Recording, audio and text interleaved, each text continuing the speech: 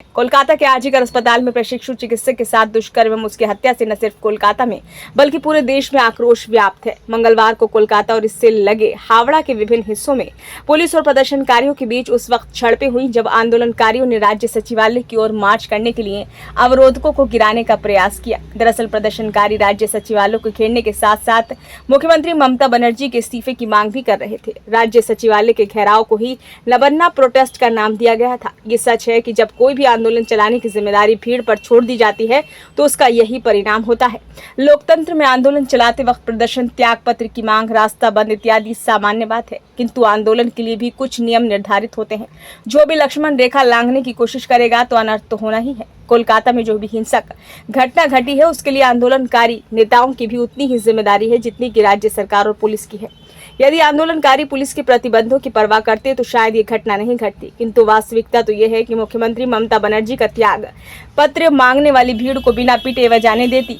ये संभव है ही नहीं। ममता एक बड़े राज्य की मजबूत जनाधार वाली नेत्री हैं, किंतु उनकी सबसे बड़ी कमजोरी यही है कि वे कभी भी किसी को अपनी तरफ हाथ और आंख उठाने पर बर्दाश्त नहीं कर पाती।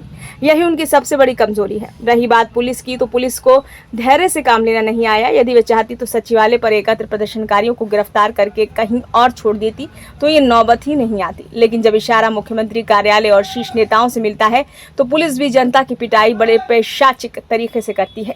बहरहाल ये आंदोलन के नेता यदि समझ से काम करते तो ये टकराव न होता। यदि पुलिस प्रशासन सतर्क और सक्रिय रहता तो ये नौबत आती ही नहीं। आंदोलनकारियों को अब यह हकीकत स्वीकार करनी होगी कि जब मामला सीबीआई के हाथ में है तो वे सचिवालय घेरने के लिए जा ही क्यों रहे हैं। साथ ही ममता बनर्जी को भी सोचना चाहिए कि सत्ता में होने पर उसे सभी वर्गों की चिंताओं पर ध्यान देना होता है।